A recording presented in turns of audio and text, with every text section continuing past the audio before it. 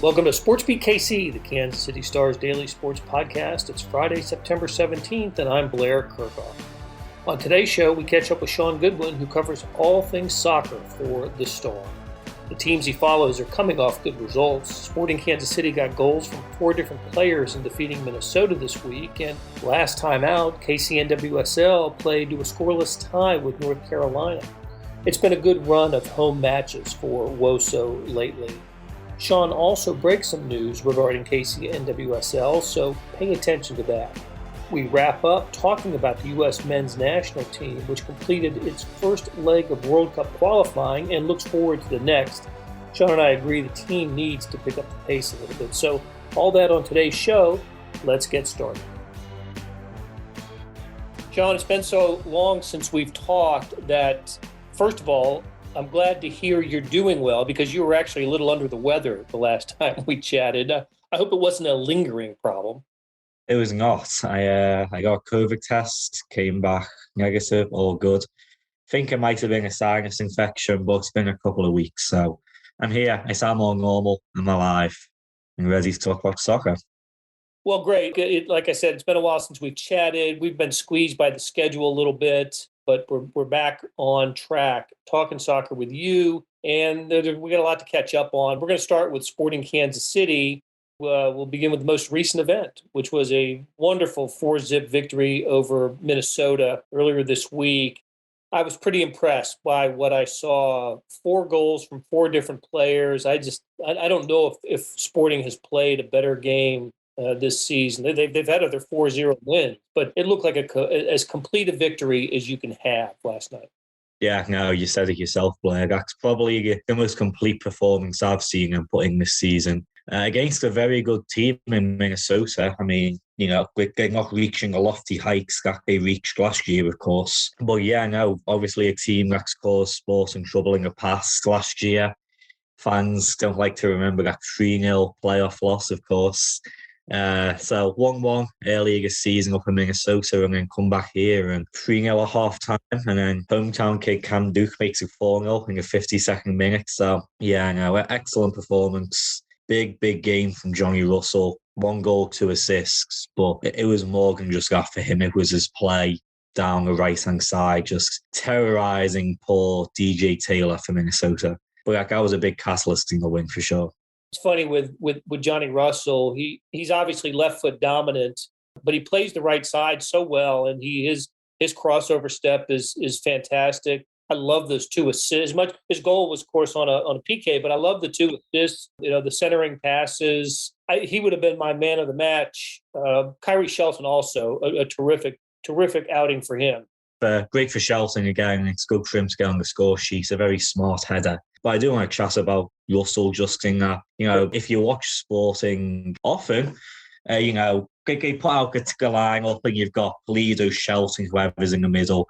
And, you have Salloi on the left, Russell on the right. 95% of those games, at some point, they'll switch over.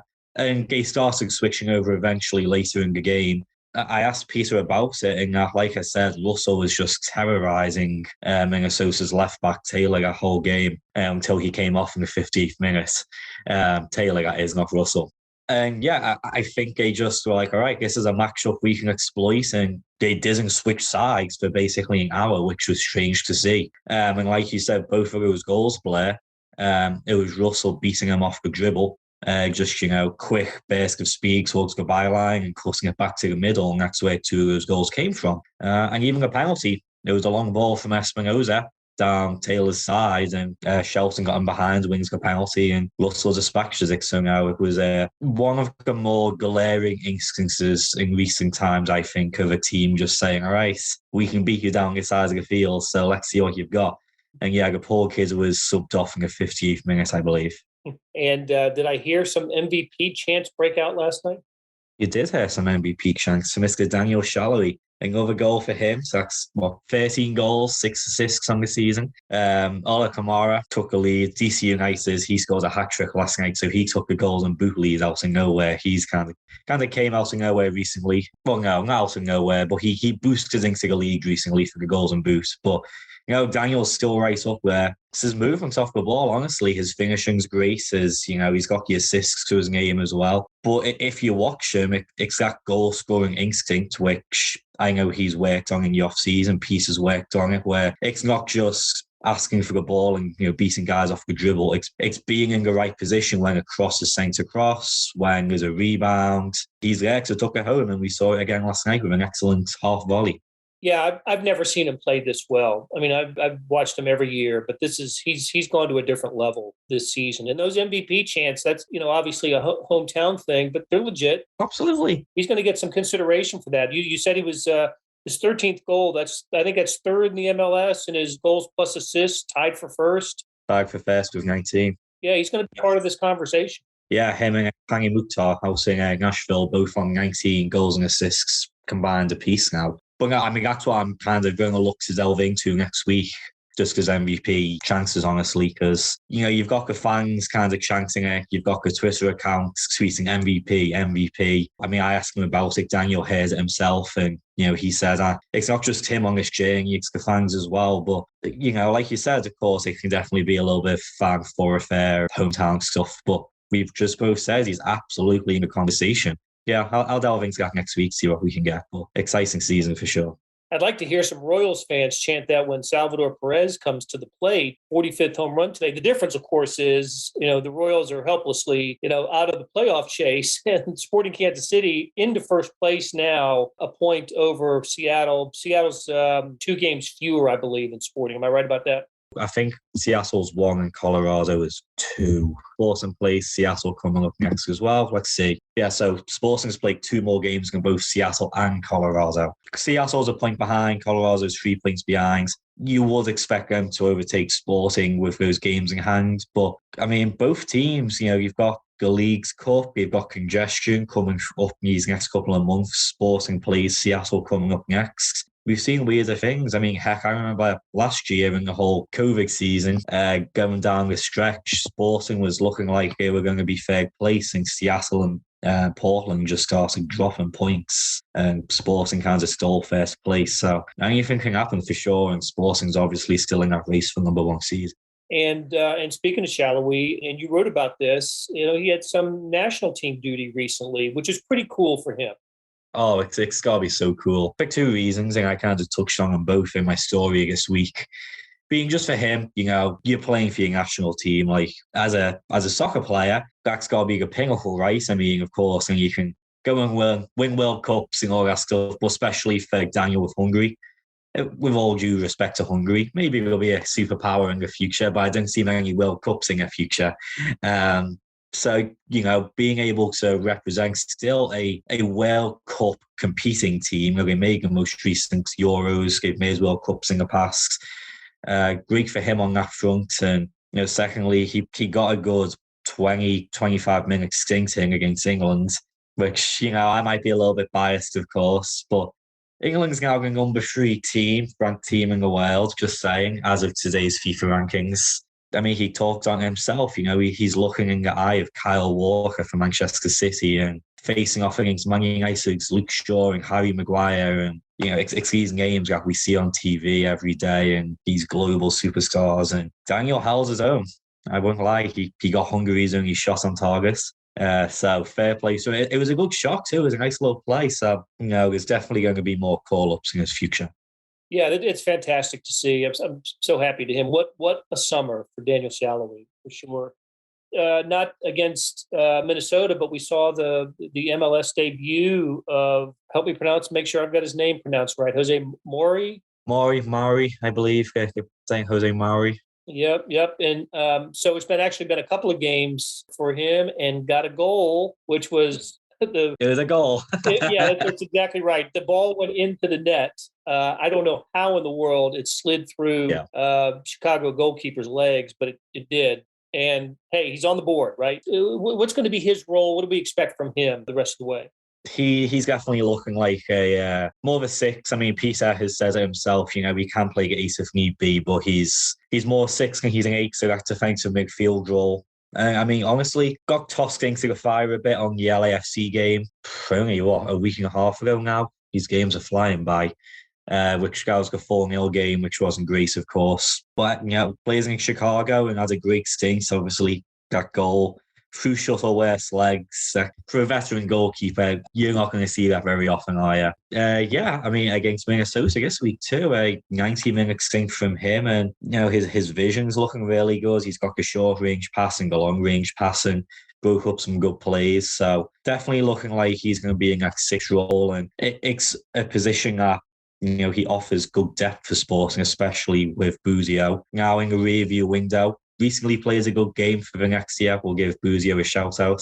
Yeah, good game from him recently, but now it's looking like a smart piece of business from Sporting if he keeps going on this trajectory.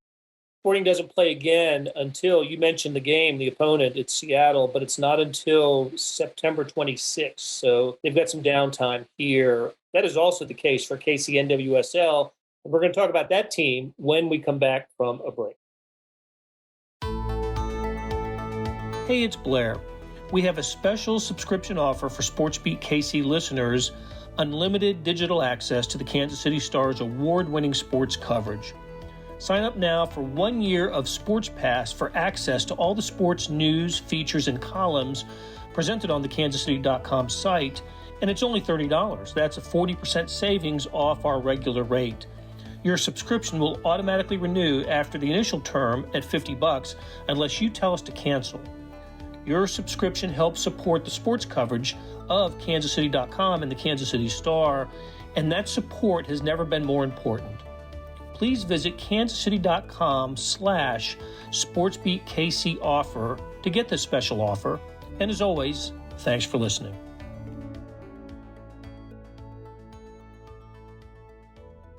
We're back with Shaun Goodwin talking soccer, and KC NWSL in the last 5 games, 2-2-1. Yeah. I just like saying that, right? 2-2-1 in their last 5. Well, it has been fun. The lows have been low, but the highs have been high. Well, high enough. 1-0 win over the Reign and 2-1 over Louisville, both here in KC. And then out on the road, 4-0 loss to North Carolina, 3-0 loss to Chicago. So the lows are still pretty low. But yeah, I know. I mean, you're undefeated now in the last 4 games at home, I want to say. Yeah.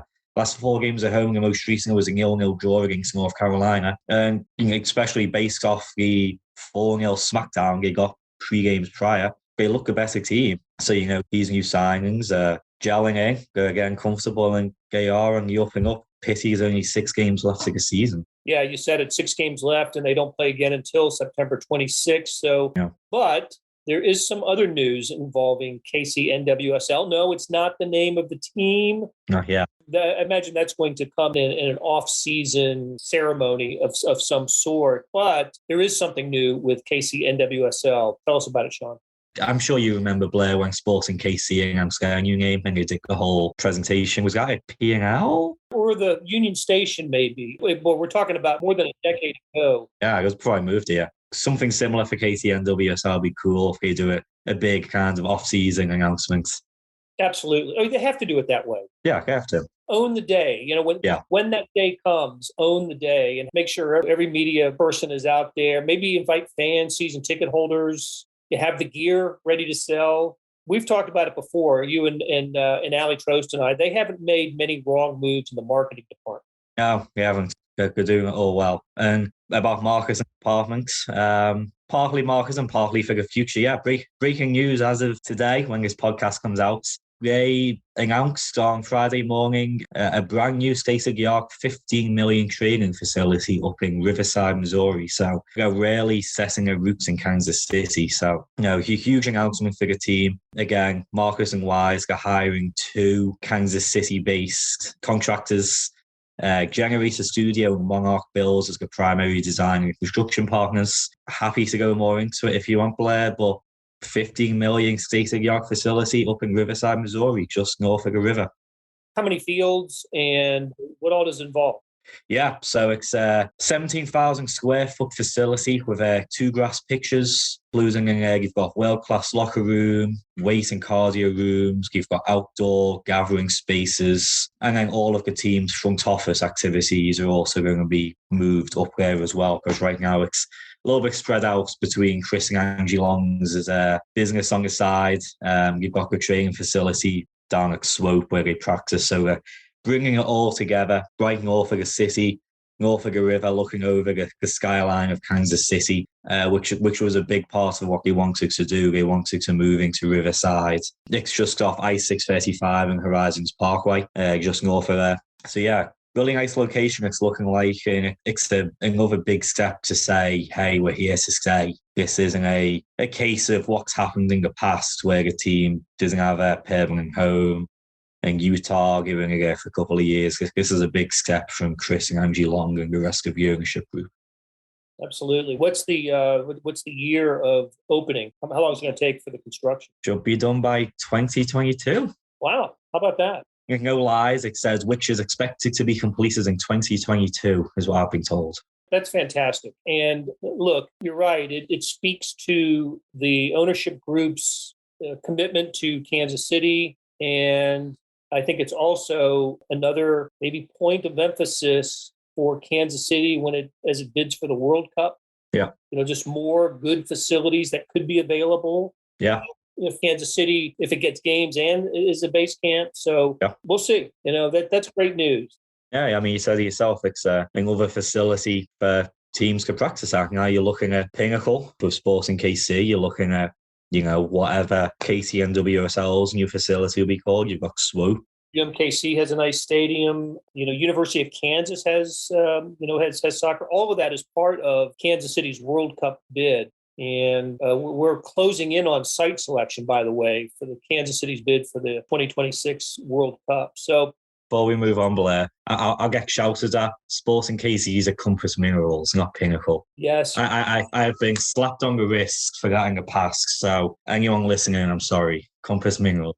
Hey, I think I've told you this, that a few times after Children's Mercy Park, was christened, I was still calling it Sporting Park. And I got smacked around a few times for that. But anyway, so big news. Listen, I don't think we're too far away from an announcement, and who knows when, of actually a new soccer stadium for KC NWSL. Oh, yeah. I think that's on the horizon. Yeah. And first things first. Yeah, no, you're right. It's been talked about and there's nothing really concrete. I know our colleague Sam Mellinger has chatted to Galongs about it and, has kind of wrote similar stuff. So nothing concrete, yeah, but it's definitely coming, especially if they want to set the roots here, a new facility. They don't want to be playing on a baseball field for too much longer, I'm sure. As great as Wigan Monarchs players at Legends Fields, great facility, don't get me wrong, but you want your own stadium, right?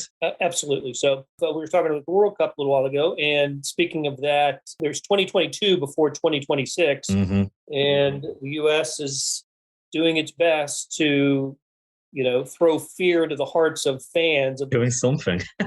With the first phase of the World Cup qualifying has come and gone, and no loss. The U.S. didn't lose. Yeah. 3 games, 3 matches. They go 1-0-2, and they had to beat Honduras in the third game to get the victory. I don't know, Shaun. I don't think that the performance instilled a lot of confidence in this team by American fans. Yeah. 5 points, and there's a long way to go in this. But I don't know if it was the tie with Canada that did it, but not a great start. Yeah, it's not great. I mean, it could be better. Could be worse. I think, you look at the first 3 games they played, awful, in my opinion, awful draw in El Salvador, 0-0. 1-1 draw in the US, in Nashville, with Canada, and then that big 4-1 win against Honduras. Here's my thing. Everyone says that CONCACAF is so tough to play in. You get ties on the road, you win at home. And that's what should secure qualification, which, fine, fair, that's great. You tied El Salvador on the road. But I was going to say, that means Canada's in good shape. Yeah, Canada's in good shape. So, that's dropped points at home right there. I just think there's certainly an inkling of truth in some of the tie on the road.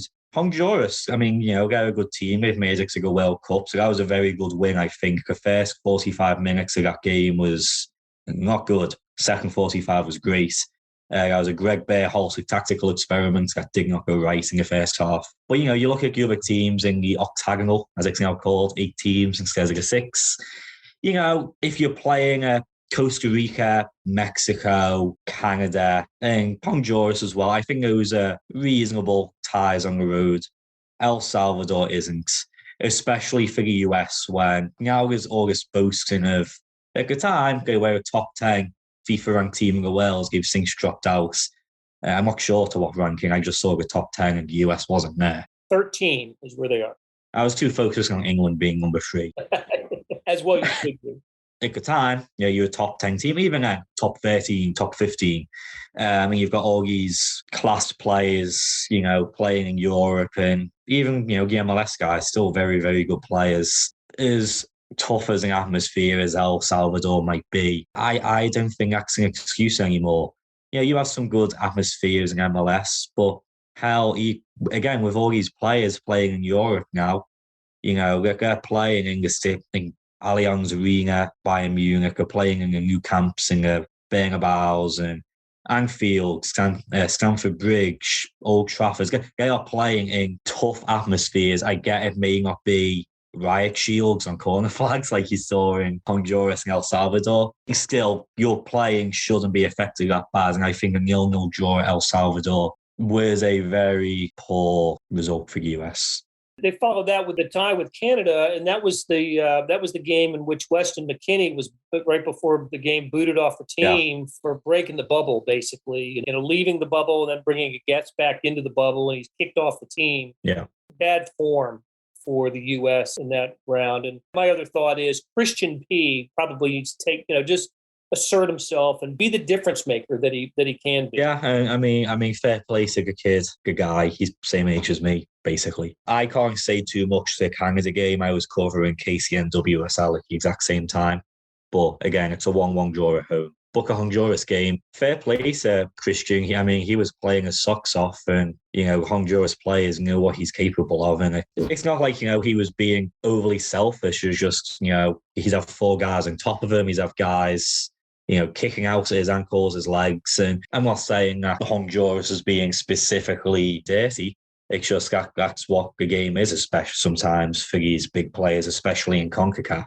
Comes out injured eventually, right? He has to come off in the 60-odd minutes. And fair play to him, his calves are probably worth more than what my whole net worth is. For them to be getting kicked repeatedly like he were, he could have pulled himself out of the game and says, hell no, I want to get back to Chelsea in one piece and play for Chelsea. But he kept on fighting, so fair play to him. Had to come off. So, going forward, again, you've got next window in only, 3 weeks now? October 7th is the next game.